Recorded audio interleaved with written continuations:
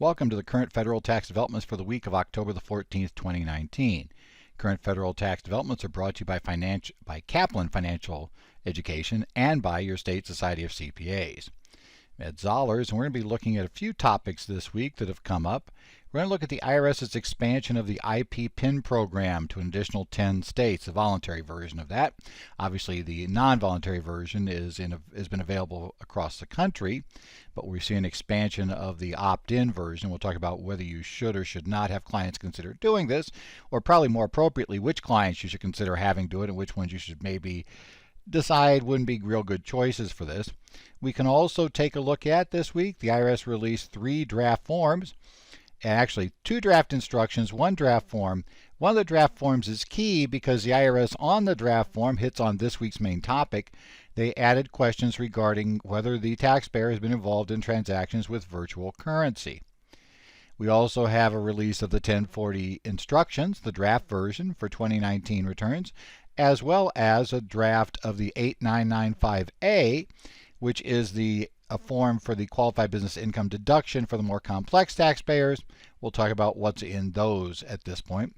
The IRS issued guidance for the first time in 5 years on how to deal with a specific issue involving virtual currencies, this case the hard fork problem. And we're also talking about an expansion of the frequently asked questions on the IRS website regarding virtual currencies. We'll talk about that got posted at the same time as all of this. So virtual currencies have become a thing for the IRS at this point, and we'll talk about what that means for us at this point. So let's go ahead and take a look at a couple of issues. First, I want to remind you, if you're listening to this on Monday or Tuesday, on October the 16th, we will be doing that Cal CPA broadcast that's available through many state societies. So you can sign up for that. It will start at both 6 a.m. and 8 a.m. Pacific time. That's 9 a.m. and 11 a.m. Eastern. And you can adjust appropriately for other time zones.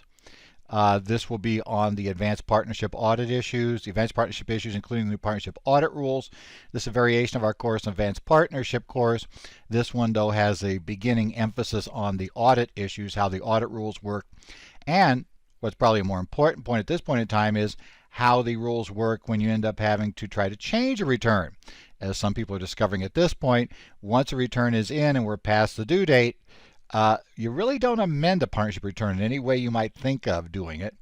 Technically, we might not have been doing that in the past with TEFRA, but yeah, it didn't seem that different. Now it's very different. For those of you looking for something further down the line, there will be some other rebroadcasts of that. But also, I'll be coming up at the end of November with a broadcast that'll be on the Qualified Business Income Deduction 199 Cap A. That will go on the 26th of November. That's the Tuesday of Thanksgiving week. It'll be again at 6 a.m. and 8 a.m. Pacific time. So we'll be doing a rebroadcast there. For those of you in Idaho, I'll remind you, though, that I'll be doing a course there. We'll talk about it a little bit later. It'll actually be at the beginning of November. I think it was just the beginning. Got to remember which one I do in order, if it's on Halloween or the day after. But we'll be doing a course on that. So if you want to check that one out too, we've got that one there in Idaho. But if you're not in Idaho, can't make it there, or you just can't make it at the beginning of November, we will be there on Thanksgiving week, because I'm sure you need something to do while trying to prepare for Thanksgiving dinner. Let's go ahead and start talking about the developments this week. First, the IRS voluntarily, it basically has expanded its voluntary IP PIN program. That was announced on the e-news for tax professionals issue that came out on October the 4th of 2019. The IP PIN program is the program that is offered to allow taxpayers to have another type of identification that will prove it's actually them filing their return rather than a third party who's gotten their Social Security number and other information. The IRS started rolling this program out. Initially, you had to be invited in. After you had an ID theft problem, the IRS would decide if they're going to issue you this IP PIN.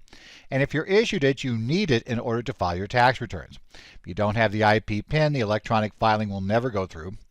And if you can't find your IP PIN, then you have to paper file and you'll be delayed. It kind of puts you almost in the same position if you don't have it as if your ID got stolen again, at least in terms of your refunds being tied up, the returns not being processed, and that side of the mess. It's not quite as bad as worrying about whether your credit, has been taken, your credit accounts are taken over, and all those other issues you might have with ID theft. But it is going to be a bit of a pain to deal with. But nevertheless, because it is an important safety feature that really a lot of people might like to have, because unfortunately these days, probably if somebody wanted it, your social security number and other personally identifiable information that could be more than enough to get a return filed on your behalf is probably available for sale. And you can buy it. The databases are being built up for based on all the breaches. So some people may decide it's worth having. The IRS did start a test voluntary program a while back. Originally they offered it in 3 states and the District of Columbia.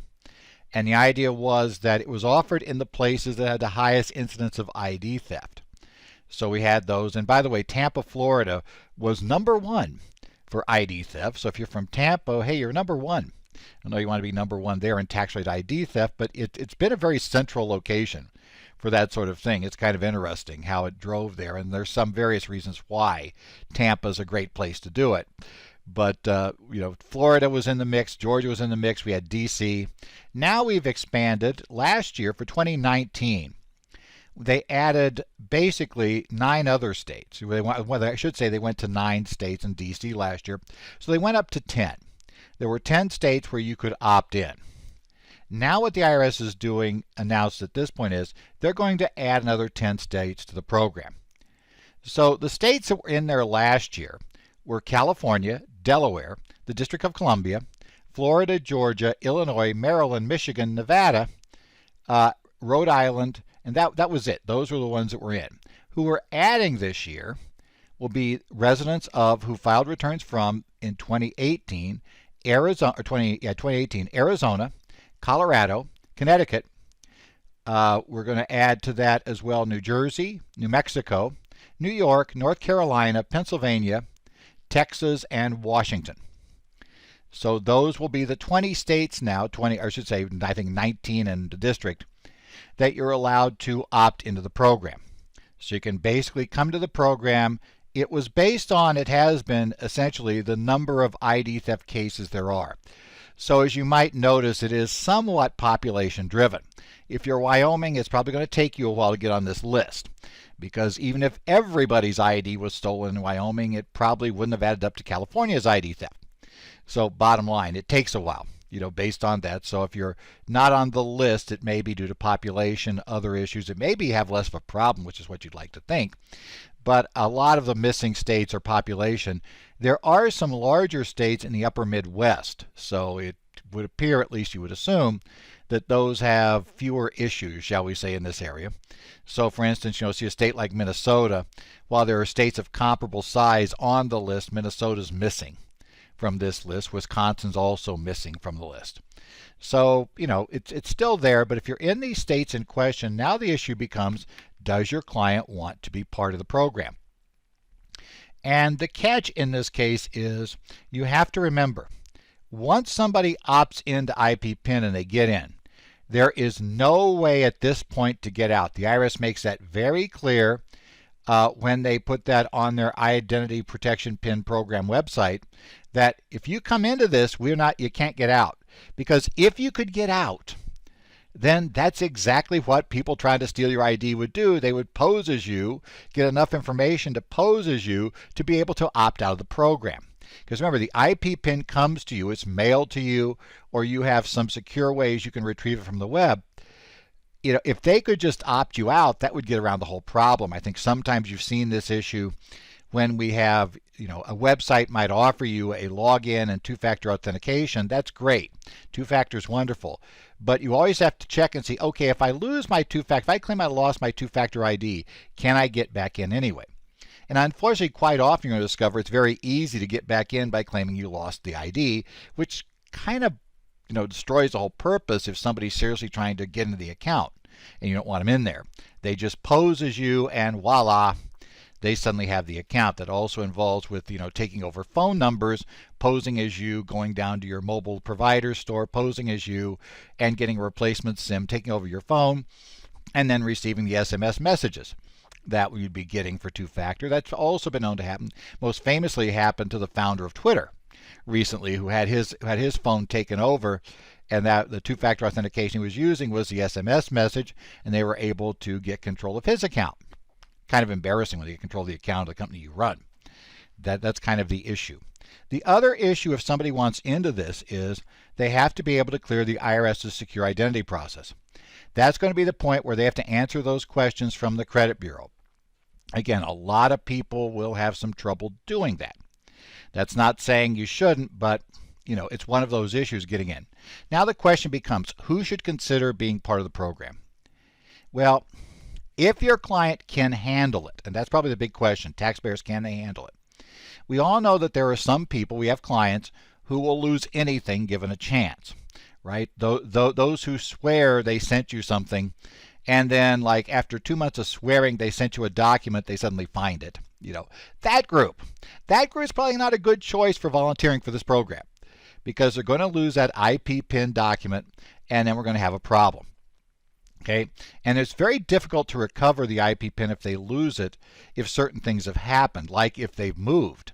That can make it very difficult if they don't keep track of their IP PIN. And if you get too close to the deadline, like for instance, if you're listening to this on Monday the 14th, you're too late to recover the IP PIN for a 2018 return. You'd have to paper file. Remember, paper filing is going to slow up any processing, so that's a problem. You also want clients, you want to consider clients who have had some incident that makes you think they are open to identity theft. Now, some articles have said, well, we should talk about anybody who has, been involved with a breach. Unfortunately, that's everybody. But you might consider, are they concerned? Do they have issues? And can they handle it? Warn them, though, carefully. There is no way out of this. If you decide you don't like the program, it's just tough luck. You're in for life. So you need to be very sure you want in.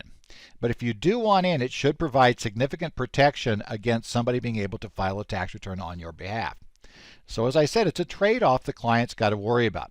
You probably want to discuss this with your client if you're in one of the 20 states where they can volunteer to come in.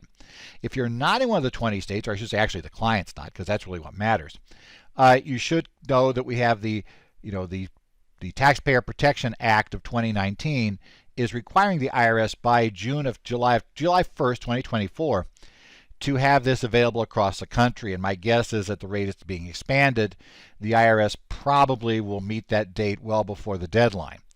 So it's coming, so you want to consider this even if you're in a state that currently, let's say you're in Minnesota, you're in a state that right now is not in the program, you still might want to consider what you're going to do when they open it up to Minnesota, because that will probably happen in the next year or two.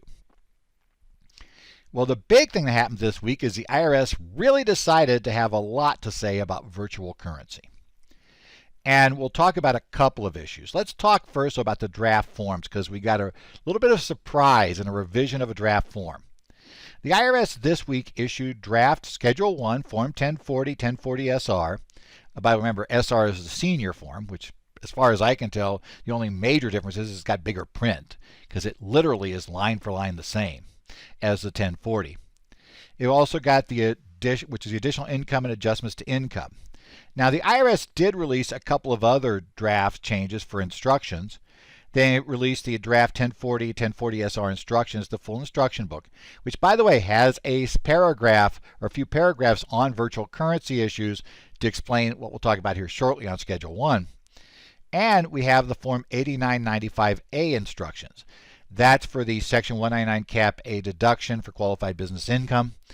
You may remember we already had the 8995 instructions where we got that little surprise, the charitable contribution should count. You'll be glad to know, or maybe not so glad to know, that that same charitable contribution statement is repeated here. So it doesn't appear it was some sort of mistake. They aren't backing off of the idea. But this is just the more complicated 8995, which is for those who are above the threshold amount. So those taxpayers use this form, and there's not much majorly different. There's the same sort of flow chart. There's the same sort of issue we had with the standard 8995 instructions. So we're not going to spend any time going over that. But we did have this week the second draft of Schedule 1, Form 1040. And Schedule 1, remember, is that form that we use where we report basically all the stuff that used to be on the front page of the 1040 that got taken off the front page of the 1040, went to the postcard. And even though we've now gone off the postcard and added some stuff back to the front page, we still have a lot of things that's not on the front page of the return. And that includes things like alimony received, that includes business income, other gains or losses on 4797, rental real estate, all that sort of stuff goes on here, plus most of the adjustments to income. So things like your SEP contributions and penalty on early withdrawal of savings, that kind of stuff. So if you have any of that sort of stuff, you have to file Schedule 1 with your return. Well, we already had a draft of Schedule 1, but now we have a new draft. And the new draft's only real change is to add below the name, but above Part 1, a question. This question asks, at any time during 2019, did you receive, sell, send, exchange, or otherwise acquire any financial interest in any virtual currency, yes or no?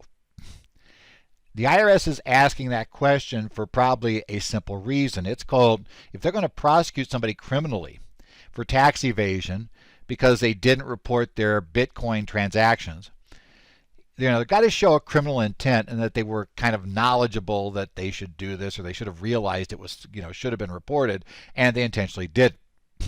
By putting this question on the form, I think the IRS is trying to leverage the benefit they've gotten from having the question on Schedule B about the foreign bank account when we talk about going after penalties for failing to file FBARs. The fact that somebody filed a 1040 with Schedule B with those questions answered, saying, no, I don't have a foreign account, and no, I don't have anything over 10 grand. That was considered to be willful violation because you obviously lied on the form. And they never taken the excuse that, well, I don't read that stuff. My CPA gave me the return to sign. I just signed it. And the courts have always said you have an obligation to read the return. The fact that you didn't check that out is just tough luck, guys. We're not going to throw the big penalties at you because, you know what, you should have read it. So I think they're trying to do the same thing here by reminding people about the virtual currency issues. So the big issue, though, that comes out, it becomes, well, wait, that's on Schedule 1. What if I don't have anything on Schedule 1? Well, if you don't have anything on Schedule 1, and the answer to that question is no, you do not have to attach Schedule 1 to your 1040 or 1040 SR. However, if the answer is yes, you do have some, then you have to attach Schedule 1 even if you don't have anything to report there. And if you have anything to report on Schedule 1, you have to answer the question directly on the form. So that question is important. Advisors should be aware that this is probably going to be something the service will look at in terms of, are you asking your clients to get the proper information to be able to answer this question? So I think you need to be aware of the issue and think about, it's probably going to be added in your organizer's questionnaire this year. It's going to be one of those things like the foreign bank account that if the client doesn't answer the question, you're going to need to follow up on. And the other catch is, as we'll discuss here, we may have some issues in prior years we're going to need to worry about here. And that gets a little more interesting, but we'll talk about that here in a second.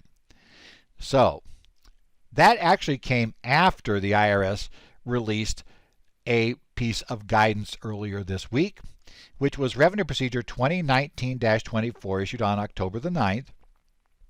And this is the first guidance on cryptocurrency, virtual currency, since notice 2014-21, 5 years ago, told us that they were capital assets, not currency, and you reported gains and loss whenever you sold or exchanged them.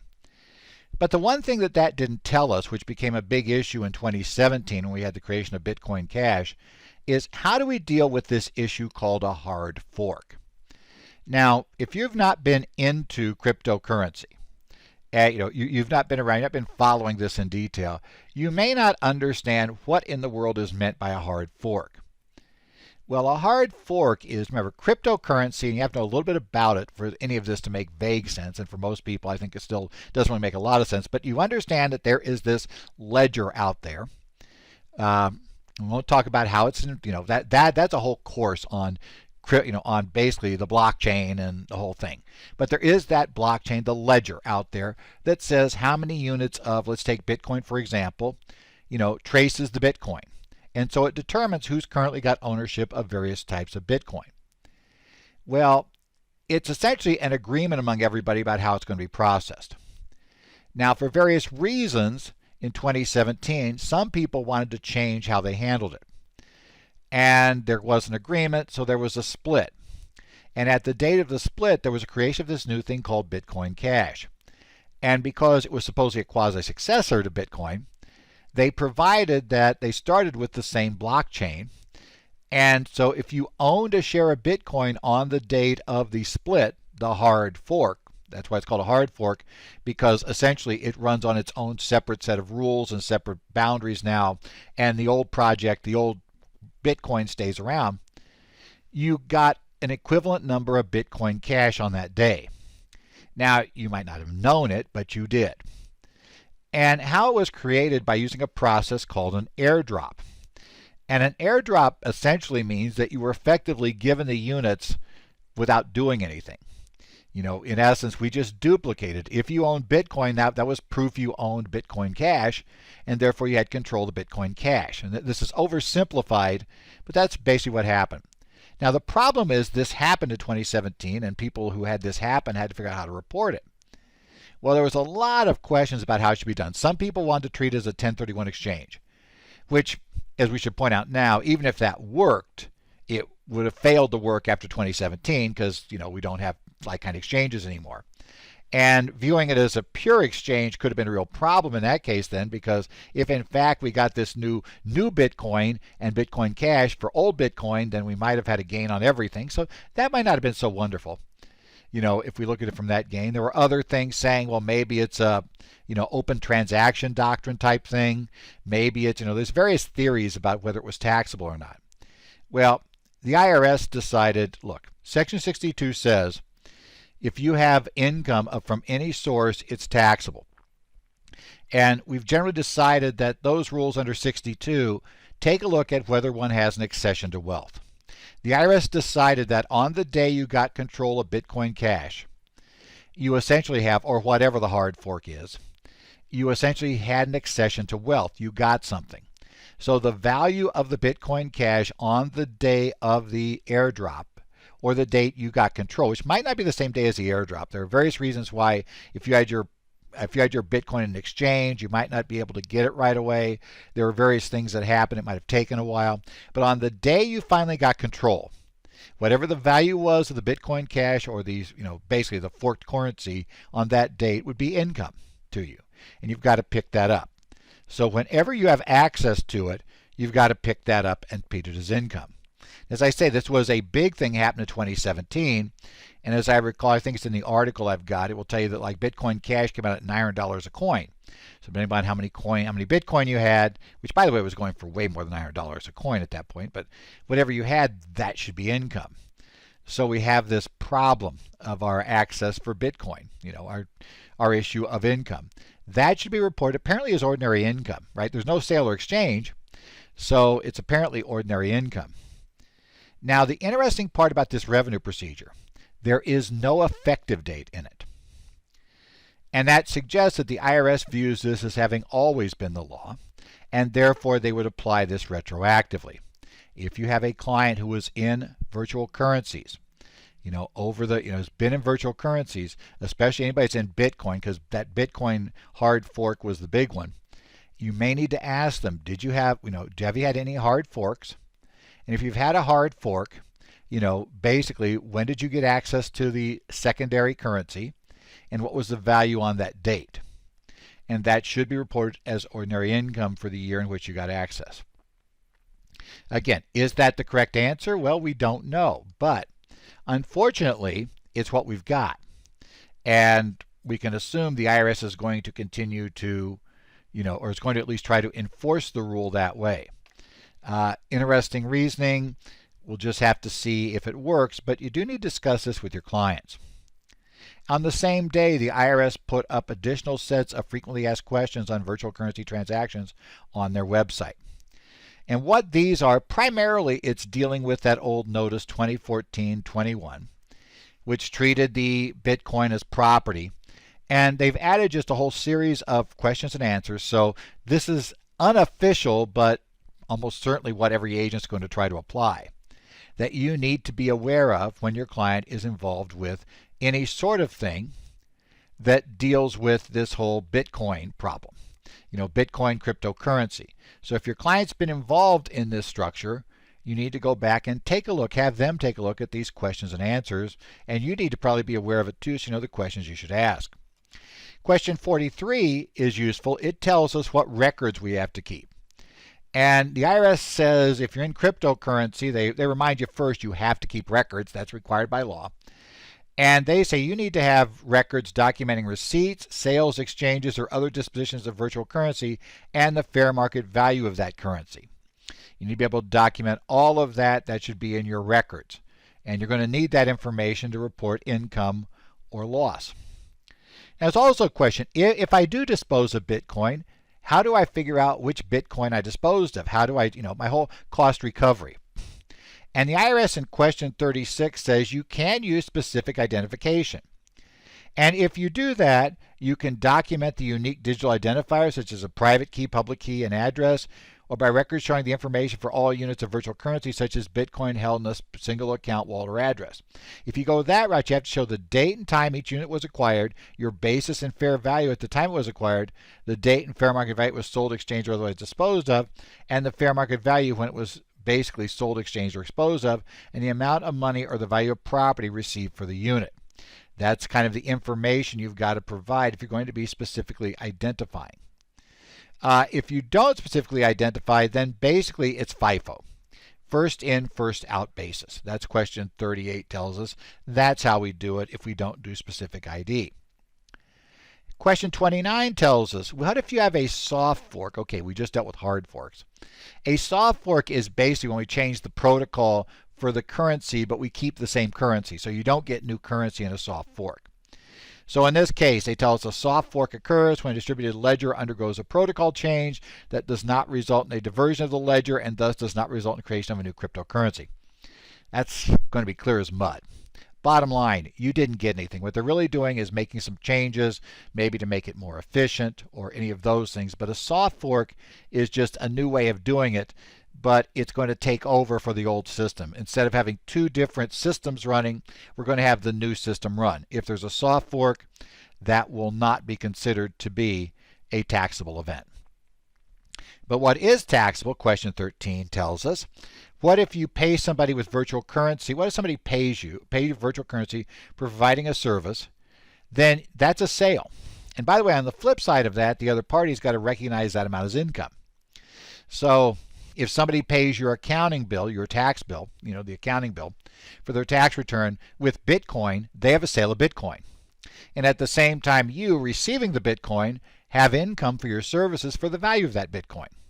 Okay? So if they're buying things with Bitcoin, you have a sale or exchange every time you do it. Same thing if you do it for other property. That's question 15.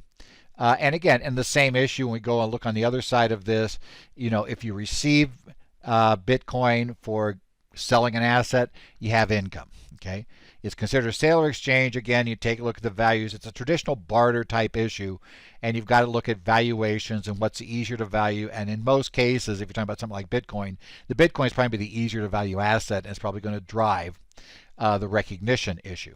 Okay. Now, they finally said, what happens if, let's say, I've got multiple digital wallets, accounts, or addresses that hold virtual currency, and you transfer from one to another? Merely transferring your virtual currency from one wallet to another, or one exchange to another, or from your wallet to an exchange, that's not a taxable transaction. The IRS says, question 35 tells us that's no problem. Now, the IRS then concludes this long list of questions and answers with a reminder that, oh, by the way, we sent out all those letters, and we are planning to enforce that stuff, so you might want to actually start reporting is the implication. And that was put into the news release that was issued the same time as this. So IRS apparently now has discovered cryptocurrency, and they seem to think they should be doing something about it. So be aware of that if your clients are in it. You need to start asking your clients about cryptocurrency work, because remember, that question is going to be on the return for 2019. You have to have an answer if they've been doing cryptocurrency. If they have, you have to take a look at how it should be reported, at least in the IRS's view. Well, don't get left behind. We're now, some of you probably figure, a lot of you are listening to this after the 15th. So it's now time to go get your CPE. So remember to register. For those of you in Idaho, I mentioned earlier, and it is November 1st, first day of November.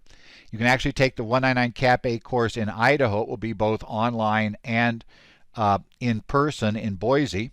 The day before that, I will do partnership and S corporation basis and distribution issues. So if you go to the Idaho Society of CPAs website, you can sign up for those courses, get into either one of those here at the beginning of November. And oh, by the way, yeah, in case you haven't figured it out, since we're at the middle of October, this is like about 2 weeks away. So yeah, time's going fast. So I'll see you all in Boise here at the end of the month and beginning of next month. And we'll be talking about that in terms of both the partnership and S corporation basis issues and talk about the 199 Cap A problems. You know, now a year later, where do we stand, especially with all the unofficial guidance we've been getting from the IRS in the past year on 199 Cap A. This has been Current Federal Tax Developments for the week of October the 14th. You can catch our regular updates online at currentfederaltaxdevelopments.com. You can also follow me on Twitter at Ed Zollers. If you want to ask me a question, email me, edzollers@currentfederaltaxdevelopments.com. I also follow discussions on Cal CPA's Tax Talk group. So if you want to go to Yahoo groups.yahoo.com, get that correctly, search for Tax Talk. That's one word. And if you sign up for the group, you'll have to be let in. You tell Jim Counts, who runs the group, that you are a CPA or attorney, and you'll be let in, and that's kind of a nationwide discussion on tax issues. I also follow discussions on 3 state societies that I'm a member of. I follow the Connect groups for Arizona, Minnesota, and New Jersey. So if you have issues or questions, post them there, and I'll see if I can be of help and post something there. And I also follow the Reddit group /r/TaxPros on Reddit. That's also kind of useful for general purpose tax discussions. You can check in there. Otherwise, probably by the time you're listening to this, you've survived tax season. So good, you're done for one more year. Next week, I may be a bit delayed because I'm going to have to travel back to Phoenix on the weekend from an East Coast trip. That I'm doing sessions there, doing some infirm sessions. So I'll be coming back into Phoenix. So this may be delayed next week. It probably was delayed this week. I don't know when I'm going to finally get the final edit together on this. Again, it is the end of tax season, the end of the extension time. So watch for that. But watch for our discussion next week. We'll see what the IRS releases here the week after the filing season is done, and we'll talk to you here on Current Federal Tax Development.